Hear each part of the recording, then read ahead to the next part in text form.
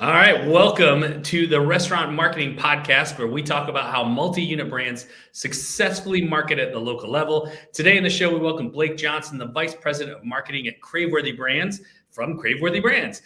They are a multi-unit, multi-brand restaurant group founded by the former CEO of Jimmy John's.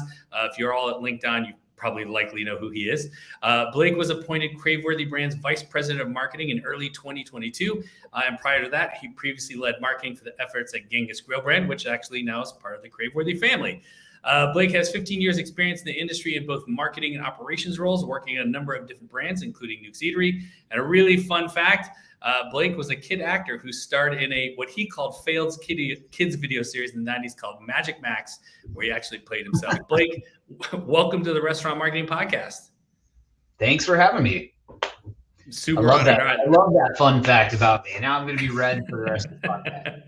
God bless. Guy is all about it here. Thanks, Guy. All right. Listen, if you're watching the show live, thank you. And you have questions and you're on YouTube, LinkedIn, or Facebook, just pop your question as a comment. We'll bring them up on screen. And if you're listening to the audio broadcast, we do these live. So you're welcome to join us. But let's kick right into it, Blake. What is the most difficult thing about being in charge of marketing for a multi-brand, multi-unit concept? Like, how do you divide your day up? Well, that's a loaded question. Craveworthy Brands we have 7 very unique, diverse brands in various stages of the life cycle and journey, right? So we've got legacy brands like Genghis Grill and BD's and Flat Top that have been around for like over 25 years that have, infrastructure in place, right? And then we've got like new brands that have just sprouted up like Craft and Burger Bar and Tap and Lucky Cat Poke Company. That don't necessarily have the infrastructure that we're working on, right? And then we've got new acquisitions like Budlong and Wing It On that come with their own tools, right? So managing 125 units between 7 brands, most of which are franchise brands, is difficult, right? But it's all handled by kind of my slim, young marketing team here. We're small but mighty, but it's not a huge committee. So I'd say like the hardest thing for us is just managing the sheer volume, but the way that we kind of attack that is through systems, processes, procedures, and really great tools, really great partners so that we can scale that activity and not like be caught in the constant hamster wheel of activity, right? My audience has a tendency to like the how it's done answers. Sure. Yeah. Pick one example, I don't care what it is, of one way that you have effectively figured out how to solve that problem. Is it a specific tool, a system? Like just one example would be amazing. Yeah, in terms of like organization for my team, we use tools like project management tools like Trello with a lot of our vendors to kind of manage the sheer volume of activity that's going on. In terms of like project management and team management, that's how we communicate. It's all evangelized in one place. In terms of like marketing tactics and tools, the point we're at right now with Craveworthy is like making enterprise decisions for the entire system for all the brands. So I'm looking at marketing tools like an SEO partner, good location page partner, something that's going to like aggregate all the brands, all the locations that we have between 125 units and put it in a nice, simple solution. So we use like Yext or Rio SEO that creates location pages, and they use, it's a nice simple dashboard where you control all your hours, your times, make sure all that your info and information is correct, and helps you crank out a lot of things really quickly and has it all in one place.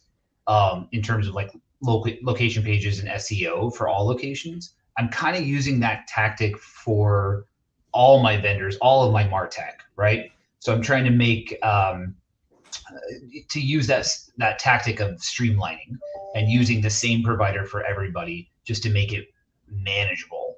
So things like loyalty programs, right?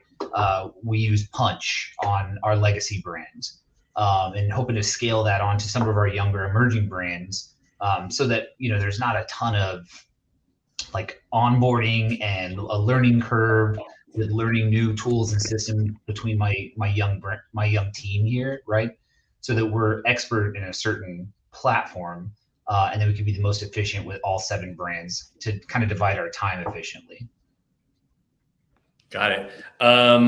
So just for the heads up, former director of marketing at Yext, big fan. So Okay. That's awesome. And I didn't do that on purpose. Oh, I'm a massive advocate. I'm a massive advocate. Yeah, but EX is a lifesaver, right? Like there's no possible way that we could do what we do and manage the sheer volume. And granted, like we're 7 brands, but only 125 units, so we're mid-size. But there's no possible way that we would manage that from a central location without using something like Yext or a Rio SEO, right? It just makes it easy and scalable. Amen. Well, I say all the time, and I subscribe to this policy that even though you might have multiple locations, multiple brands, all this type of thing, every store is a local business. It has local guests, it has local employees, it has local needs. You know what I mean? Sure, That's absolutely. Awesome. You don't have to go any deeper than you want to in this following question, but when you're thinking about systems change, right? Mm-hmm. And you have brands that you inherited that had a system or a tool, and there's ones that you prefer. How do you manage like the selection / adoption of whatever that tool happens to be? Yeah, that's a great question. It's something that we're kind of on the precipice of right now with acquiring, we just acquired a brand like the Budlong, which was young in their life cycle in September, but then we acquired Wing It On, which is a little bit more sophisticated, only 12 locations, but fairly sophisticated in their tech stack. When we acquire a brand like that, I don't want to come in and just make a blanket decision like everybody's, let's pull the rug out from not only the operators, right, the brand stakeholders, but also when you make like sudden decisions like that and sudden changes, that can really have an impact on like consumers, right, the customers. So just things that I consider is kind of like level of effort, right? If I'm going to switch from, Punch to someone else or switch someone else to Punch, what's the level of effort? What's the level of complexity? I'm considering cost. But at the end of the day, I'm considering, what's going to be the least disruptive to the customer experience, and try to make it as transparent as possible, right? They don't need to know the guts. The consumer doesn't need to know the guts and what's going into that decision and those changes. So at all possible, it's just an app update or, hey, we need you to update your email address or something like that, right? But Sure. it's difficult. So we're kind of in that period right now because we've got a lot of new acquisition, and Craveworthy is a relatively new thing. It's in the last couple of months. So we're in this period right now where we're just kind of doing discovery, right? We've got some established systems that we use on the legacy brands like Punch, and then we've got some younger brands that use up and coming platforms like Incentivio. And so really we're just kind of scaling back and looking at what might make sense from an enterprise level for everybody. Sure. I think in a long-term play, you can kind of use this brand to test this brand to test that, and then maybe make a long-term informed decision down the line, right? That's the best thing, right? Like all of these platforms, I say, best in class, but there's no one best in class, right? Like there's some that do it really well and have the experience and have the scale. And then some, startups that are doing super well that don't necessarily have the scale and the manpower and the resources, but they're more innovative, right? They can move a little bit quicker. They can develop new technologies that maybe some of my brands want to try. So, while we're making a decision, I can try a little bit over here and make a decision that'll impact the rest of the brand. So it is a nice position to be in when you have multiple brands like we do. That's awesome. I have a great question from Guy that I want to answer here from a second, but I want to stay in this technology thing for a moment. It sounds to me like you probably have a direct line, like maybe a bi-directional line with the tech team. Is that true? Like, how do you manage that as a marketing person? Yeah, I mean, I would say this is especially true over like the last 10 years is marketing and IT are like linked. And in fact, I'll use Nukes, for example. My old boss there was over the whole experience, right? So she was over guest experience, which included IT and marketing, because those two things, to your point, are so linked in terms of the tech stack and the marketing tech. So me and my vice president of technology, Jason, we talk more so than any other department, more so than accounting or ops. Him and I are in lockstep about the decisions we make because all of it is going to impact kind of both sides of the business, and all of it uses, POS data and online ordering platforms, and all of it is, it's fully integrated. And what we're moving towards in terms of the consumer experience is a seamless, like pain-free experience. And you have to leverage, good technology and a good solid tech stack in order to do that. And I think beyond that too, from a marketing side, the biggest pain point for me over the last few years, especially acquiring brands, because you acquire a lot of like tech stacks that are immature, I guess, not sophisticated, and or kind of held together by duct tape at certain points. The biggest challenge for me is kind of trying to piece together all this disparate parts of data that come from, credit cards and POS and your online ordering systems and your loyalty programs, trying to piece together all that data into like a cohesive marketing story and drive a really effective marketing plan is difficult. So IT and technology and the people that work in that department are like my best friends in that specific effort. Yeah, I think marketing has a very hard job at restaurants these days because we have 7 billion tools and everybody wants one report. I know. Yeah, they want the answer served up, and it's like one-to-one marketing. Everyone gets a personalized approach. And it's like that'd be great if I had, a supercomputer and a tool and a team of 50 working on that initiative. But we're scrappy. We do have 7 brands and 125 units, but we're mid-size and we have a small team in all departments. So we're really looking for tools that'll help streamline that process. I love this. All right. We had less than 20 minutes left here. I want to get hyper tactical, and we're going to segue here with a question from Guy Clark. Do you allow your franchises to have their own social media, or do they have one main brand account per franchise? And what's the best? Like, should each store or district have one, or should it just be a main one? Like, how do you guys think about it and manage it? So from us, that's another interesting question. So I've done it many different ways in the past. And what we're trying to get to is one brand level account versus a local account. Because I've had the experience, I've had local franchisees like selling furniture on Facebook. And as much as you try to rein that in and approve and all of that, I've had posting pictures of their kids, and you can get highly emotional on social media, as you know. So trying to rein that in, and especially if you don't have the team and the bandwidth to do that, is tough. And it's kind of like divide and conquer. If everyone's got their own Instagram handle and they're posting on behalf of the brand, and try to provide them brand assets, but you never know what you're going to end up with. So what we found most effective is really try to have a really robust brand page where all the activity flows through.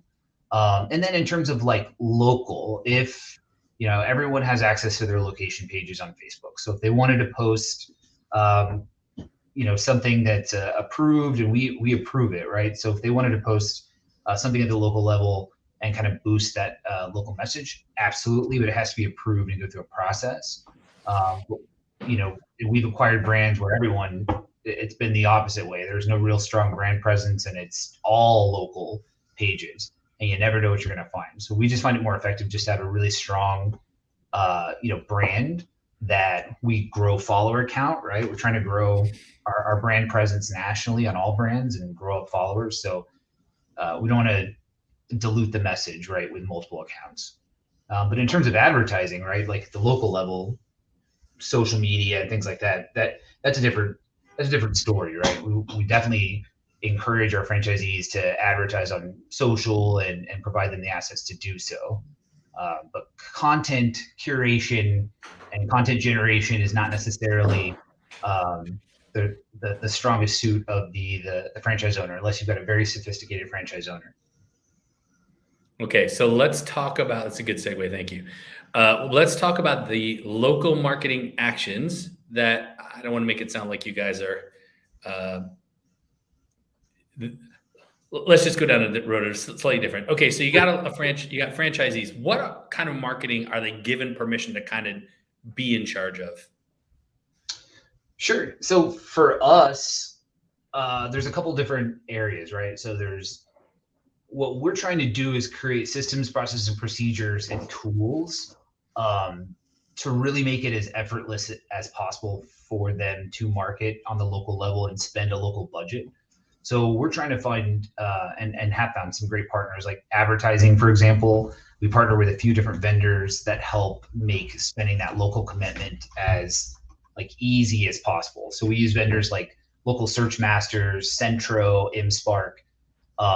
They can take our national advertising and scale it down so you can boost it in the local DMAs.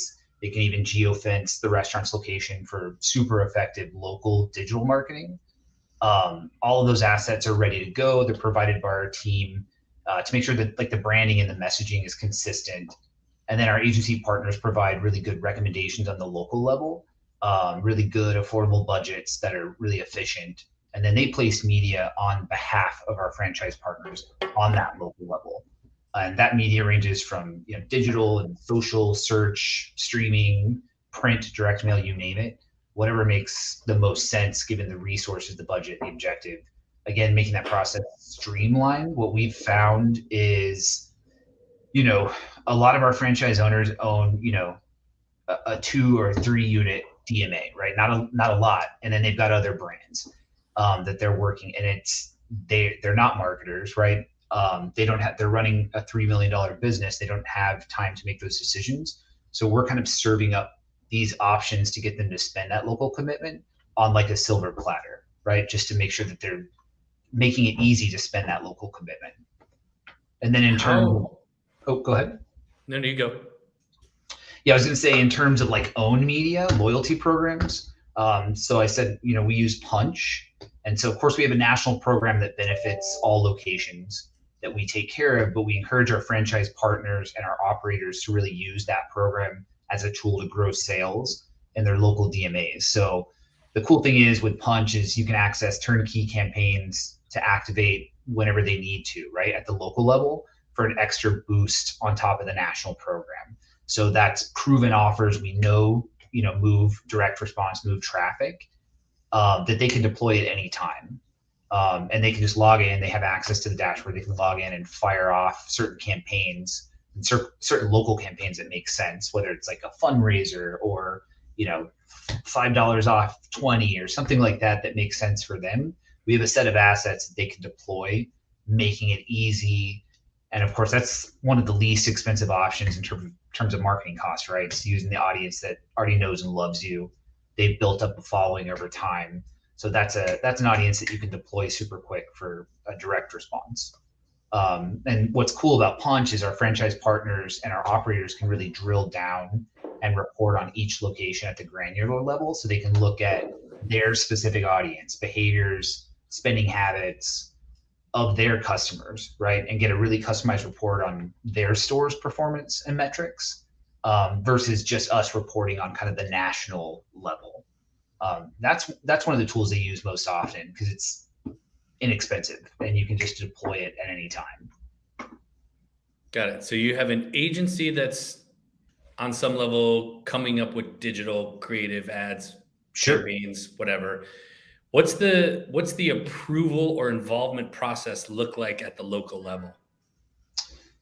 So the approval process that like my team, the approval process at our level, or the approval process in terms of so you have an agency of record. Their job is to create and manage and come up with ideas of local store marketing, right? Sure. Yeah. The local store covers that in their marketing commitments, right? Mm-hmm. What does the approval or process look like at the local level? Like the agency's like, hey, we want to run Google search ads. Like, does franchisee owner get in and approve it, or they just go, yeah, go ahead? Like, how does that work? Yeah. So they provide kind of a package of, they have a consultation with their franchise partners, and it's here's my budget, here's what I'm able to spend this month. It's usually a monthly flight. And then the agency will come in and kind of assess the situation, look at a variety of metrics in their local area, kind of do like a mini SWOT analysis, right? And then provide like, here's the media mix. It's not super sophisticated because a lot of the budgets are fairly slim. It's fairly basic, but here's the media mix. And they present that to the franchisee, and we're included as well. And if the franchisees have any questions, obviously they work with the agency. We're on hand to provide any sort of insight or recommendations. But from, based on experience, we haven't had a ton of like pushback in terms of like, well, that's not, I don't want to do this. I want to do this type of media or whatnot. Usually it's a fairly seamless experience. And you get the occasional franchisee that, hears like buzzwords like geofencing or TikTok or something like that, they want to know a little bit more about. And that's the popular thing of the minute, right? And so in that case, we'll imbibe and offer up recommendations or whatnot. But usually it's a pretty streamlined process. And the tactics that we use and the creative we use is usually all pretty evergreen and fully vetted. It's things that we do on the national level. It's just an extra overlay at the local level. So it's not anything out of left field, right? When you get down to the local media mix. Okay, so I want to make sure I understand. So you go to the franchisee who's indicated that they want to make some sort of marketing move with a budget. Sure. And you're like, here's pre-approved brand creative. Here's pre-approved language. Here's what we think the budget should be. Here should be targeting. Hey, franchisee, yes or no? Like, yes. Yeah. Okay. Are you right. Good? Yeah. Absolutely. Cool. Yeah. There's very, very little, in our experience, very little pushback in terms of we've got some really great partners and make some really good recommendations. We've chosen them strategically as the experts, and our franchise partners respect that, right? And they respect them as the subject matter experts and take their advice often. So it's worked out pretty well. I love it. Are you a fan of direct mail? Yeah. So if you had asked me pre-COVID, I would have said like, that's the weird thing about the media these days, right? Like pre-COVID, per brand, we had things that worked, that hit, that we could always rely on, right? And direct mail was one of those. It was like an immediate response. If we needed a lift in sales, that was our tactic. Post, we've dropped a few direct mails and just has not hit the way it used to. So I would say, and that goes with all media, right? Obviously there's been a shift to digital and it's more efficient and cost effective, but certain tactics worked before and they just aren't hitting the way that they used to, just because of the shift. A complete shift in the global economy. So it makes sense that what worked before doesn't necessarily work today. And our customers change. Per brand, they change. Things change. So we're always constantly testing different tactics. Like we will do a direct mail in maybe a corporate owned market, see if it hits. If it does, obviously we'll take the creative and kind of the tactics and the coupons and things like that we use and present it to the rest of the system as an option. But we have to demonstrate, a pretty compelling story and able to do that. And direct mail lately hasn't been that tactic. Interesting. Here's a little tactic we've learned with our clients. If you're gonna mail a certain group, you have to mail them multiple times. You get a 2 to 3% increase on every mail. So if you get a 1 to 2 conversion rate the first time, it's 2 to 4, 4 to 6. Sure. The key though is that the frequency in between the two mails has to match what your average lapse is. Okay. Right. Yeah. So like you can't mail inside of if somebody would have typically lapsed, you don't want to mail inside that window. You kind of want to wait for the lapse. Sure. Yeah, that makes total sense. Yeah. All right, let's go a little bit of speed round here. We got a few minutes left. What's the best channel for new guest acquisition? I think so. There's a couple, right? I think social is probably one of the best that we use at top funnel advertising to get new guests. Lately, and this is going to be blasphemous to my industry partners, we've been acquiring, in terms of like the trial channel and top funnel, we've been acquiring a ton of new guests through third-party delivery. And so at one time, in the industry, we would have it was a necessary evil. Like we had to do it. We didn't want to pay them any more money than we had to. Lately, I've been thinking about third-party delivery in a completely different way in terms of customer acquisition. And yes, obviously the goal is to get them to convert over to, our own online ordering channels or mobile apps, things like that. If that happens, Absolutely. We're going to target this customer with aggressive discounts and a better value proposition to do so. But even if they never left those platforms, that customer is really valuable to me. And they're mostly new customers too that haven't really discovered, especially some of our emerging brands. So we've been kind of allocating some of that media mix, the media dollars over to third-party delivery just to raise kind of visibility on those platforms. And that's actually been really successful for us in terms of like new customer acquisition. In terms of owned and getting them, through the media or the funnel, it's social for us. Is paid social is the most effective for us. And I assume you mean Facebook and Instagram. Is there one of those, or is there another one? Is another one you use? Facebook, Instagram, Twitter. We don't really do so much. Meta has the audience network, which goes beyond those two social media channels, right?